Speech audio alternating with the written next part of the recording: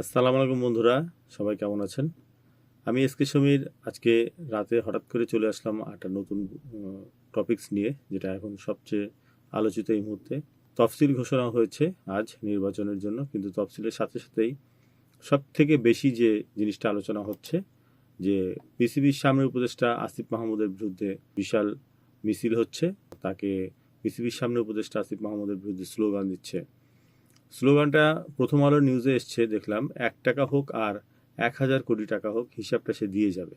ঠিক এইভাবে এই যে তার বিরুদ্ধে যারা দাঁড়িয়েছে, এটা হচ্ছে এনসিপির তৃণমূল বলে একটা নতুন সংগঠন দাঁড়িয়েছিল, তারাই নাকি এই মিছিলটি করছে। তারা এখনও সংগঠন ঘোষণা দেয়নি, কিন্তু তার প্রথম অ্যাক্টিভিটিসই শুরু হয়ে গেছে আসিফ মাহমুদকে নিয়ে। যাই হোক বন্ধুরা, আমি বিস্তারিত টোটাল যে কয়েকটা পত্রিকায় নিউজ হয়েছে আমি সেগুলো নিয়ে একটু আলোচনা করতে আসছি।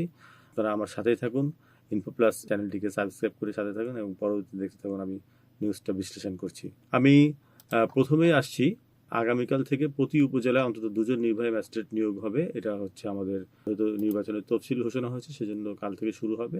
আর এই নিউজের পরপরই শুরু হয়েছে, যেহেতু বলেছিল তফসিল ঘোষণার পরেই উপদেষ্টা পরিষদ থেকে তারা প্রত্যাহারের যে আবেদন করেছিল সেটা কার্যকর হবে তফসিল ঘোষণার পরপরই। তো সেই তফসিল ঘোষণা যখনই হয়েছে, শোনা মাত্রই দেখলাম একটা গ্রুপ বিশাল আকারে তাদের বিরুদ্ধে মানে মিছিল মিটিং শুরু করে দিয়েছে। প্রথম আলোর যে প্রথম নিউজটা পড়লাম আমি, 1 টাকা হোক আর 1,000 কোটি টাকা হোক, হিসাবটা সে দিয়ে যাবে, একটা হেডলাইন এটা দেখলাম। আর একটা হেডলাইন দেখছি, মাহফুজ ও আসিফ কি স্বতন্ত্র প্রার্থী হচ্ছে নাকি কোনো দলে যাচ্ছেন, এটাও একটা হেডলাইন হচ্ছে প্রথম আলোর।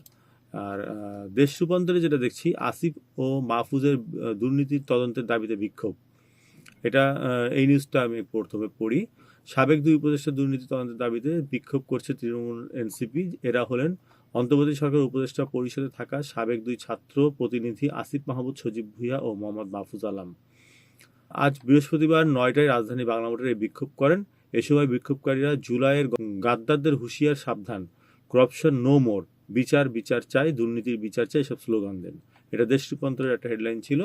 আর কালের কণ্ঠ দেখছি সেম টাইপের একটা নিউজ এসছে, আসিফ ও মাহফুজের বিচার দাবিতে বাংলা মোটরে বিক্ষোভ। এটা কিন্তু বাংলা মোটরে দেখাচ্ছে, এটা আবার দেখাচ্ছে বাংলা মোটরে। সদ্য সাবেক 2 উপদেষ্টা মাহফুজ আলম ও আসিফ মাহমুদের দুর্নীতির তদন্ত ও বিচারের দাবিতে বিক্ষোভ মিছিল করছেন তৃণমূল এনসিপি। বৃহস্পতিবার রাত 9টায় রাজধানী বাংলা মোটর রূপায়ণ টাওয়ারের সামনে থেকে মিছিলটি শুরু হয়। এতে নেতৃত্ব দেন এনসিপির সাবেক নেতা মুনতাসির মাহমুদ। মুনতাসির বলেন, ঠিক রাত 9টায় বাংলা মোটর রূপায়ণ টাওয়ারের সামনে থেকে মিছিল শুরু হয়। সাবেক 2 ছাত্র উপদেষ্টার আসিফ মাহফুজের দুর্নীতির তদন্ত বিচারের দাবিতে এই মিছিল। তৃণমূল এনসিপি মিছিলটির আয়োজক। এর আগে তৃণমূল এনসিপি নামে একটি সংগঠন প্রতিষ্ঠার ঘোষণা দিয়েছিল মুনতাসির মাহমুদ। আনুষ্ঠানিকভাবে আত্মপ্রকাশের আগেই বিক্ষোভে নামলো দলটি। হ্যাঁ, এটাই ছিল কালের কণ্ঠের নিউজ। ডেলি স্টারেও সেম একটা নিউজ হয়েছে, সেটা হচ্ছে আসিফ মাহফুজের সম্পদের হিসাব ও দুর্নীতি তদন্তের দাবি। সেম নিউজটাই। অন্তর্বর্তী সরকারের উপদেষ্টা পদ থেকে পদত্যাগ করা আসিফ মাহমুদ, সজীব ভুঁইয়া ও মাহফুজ আলমের সম্পদের হিসাব এবং তাদের বিরুদ্ধে উঠা দুর্নীতির অভিযোগ পূর্ণাঙ্গ তদন্ত দাবি করছে দুর্নীতির বিরুদ্ধে ছাত্র জনতা নামে একটি প্ল্যাটফর্ম। আজ বৃহস্পতিবার দুপুরে সেগুনবাগিচায় দুর্নীতি দমন কমিশনার দুদকের সামনে বিক্ষোভ করে এ দাবি জানায় সংগঠনটি। বিক্ষোভকারীদের দাবি, গত 17 মাসে এই 2 উপদেষ্টা যেসব মন্ত্রণালয়ের দায়িত্বে ছিলেন সেগুলো দুর্নীতির রেকর্ড প্রকাশ করতে হবে। এছাড়া দুর্নীতির সুষ্ঠু তদন্ত না হওয়া পর্যন্ত এই 2 সাবেক উপদেষ্টাকে আসন্ন নির্বাচনে প্রতিদ্বন্দ্বিতা করার সুযোগ দেওয়া উচিত হবে না বলে জানান বিক্ষোভকারীরা। বিক্ষোভে ছাত্র ইউনিয়নের সাবেক সভাপতি দীপক শীল বলেন, আসিফের অফিস দুর্নীতির কেন্দ্রে পরিণত হয়েছিল। তাকে ও তার ব্যক্তিগত সহকারী মোয়াজ্জেমকে কেন্দ্র করে দুর্নীতির একটি চক্র গড়ে উঠেছিল। তিনি বলেন, মোয়াজ্জেমকে দুর্নীতির অভিযোগে অপারেশন করা হয়েছিল এবং দুদক তদন্ত করেছিল। দীপক শীল সেই তদন্তের অগ্রগতি প্রকাশের দাবি জানান। বক্তারা অভিযোগ করেন, 2 উপদেষ্টার ব্যক্তিগত সহকারীদের বিরুদ্ধে দুর্নীতির অভিযোগ থাকা সত্ত্বেও দুদক এ বিষয়ে নীরব। তাদের দাবি, এসব দুর্নীতির কারণে আসন্ন নির্বাচনে এই 2 উপদেষ্টা অংশ নেওয়ার নৈতিক যোগ্যতা হারিয়েছেন। এই অবস্থায় তারা নির্বাচন কমিশনার ও অন্তর্বর্তী সরকারের প্রতি আহ্বান জানিয়েছে যেন আসিফ মাহমুদ ও মাহফুজ আলমের বিরুদ্ধে দুর্নীতি অভিযোগ তদন্ত শেষ না হওয়া পর্যন্ত তাদের নির্বাচনে অংশগ্রহণ করতে না দেওয়া হয়। এটা ছিল ডেইলি স্টারের হেডলাইন নিউজের।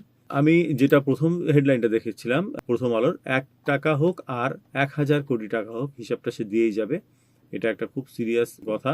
মিরপুরে বিসিবির কার্যালয়ের সামনে ক্রীড়া উপদেষ্টা আসিফ মাহমুদের বিরুদ্ধে স্লোগান ও বিক্ষোভ করছে একদল মানুষ। নিজেদের সাধারণ জনতা দাবি করে তার উপদেষ্টা দুর্নীতি দাবি করেন। বিস্তারিত ভিডিওটা দেখলে পাবেন আপনারা। এই ভিডিওটা অলরেডি ভাইরাল হয়ে গেছে। এখন কথা হচ্ছে কারা নির্বাচন করবে, আসিফ মাহমুদ এবং মাহফুজ দুজনেই নির্বাচন করবে। তারা কোথা থেকে করবে এখন আমরা শিওর না। তাকে নিয়ে অনেক আলোচনা হচ্ছে। তারা এই 17 মাস বলছে যে ক্ষমতায় ছিল, ক্ষমতায় থাকার পরে তারা কি করেছে, দুর্নীতি যেটা করেছে সেগুলো সবাই জাতি জানতে চায়। এক শ্রেণী তো আছেই তাদের বিপক্ষে, তারা জানতে চায়। এবং আমার মনে হয় না বিষয়টা এত সহজে সবাই ছেড়ে দিবে। হয়তো তারা এখন সরকারে ছিল এতদিন বলে কিছু বলেনি, সরকারের পক্ষে যখনই সরকার থেকে বেরিয়ে এসছে এখন কিন্তু তাদের বিরুদ্ধে এগুলো চড়াও হবে। আগামীতে যেহেতু তারা নির্বাচন করতে চায়, অবশ্যই তাদেরকে তো এর একটা কৈফিয়ত দিতেই হবে। কি হবে জানি না, আরও যেদিন কাটলে বুঝতে পারবো পরিস্থিতিটা কোন দিকে যাচ্ছে। তারা এতদিন উপদেষ্টা ছিল বলে হয়তো সবাই সবকিছু মেনে নিয়েছে, কিন্তু এখন অতটা মেনে নেবে কিনা এটাও দেখার বিষয়। সামনে অনেকগুলো এমন প্রতিবন্ধকতা আসবে, আমার যেটা মনে হয় তারা নির্বাচন করলেও আসবে আর নির্বাচন না করলেও আসবে। আগামীতে অনেকগুলো সমস্যার সম্মুখীন হতে হবে তাদেরকে, বিশেষ করে যারা এই কয়েকজন যারা নেতৃত্বে ছিলেন তাদের জন্য। যাই হোক, দর্শক আপনারাও কমেন্টে জানাতে পারেন আপনাদের কোনো মন্তব্য থাকলে, যে কোনো মন্তব্য কমেন্টে জানাতে পারেন। এবং নেক্সটে কী ধরনের ভিডিও আপনারা আমার কাছে চাচ্ছেন জানাবেন, অবশ্যই আমি চেষ্টা করবো আপনাদের সামনে সে ধরনের ভিডিও উপস্থাপন করার জন্য। আবারও দেখা হবে, সবাই ভালো থাকবেন, খুদা হাফেজ, আসসালামু আলাইকুম।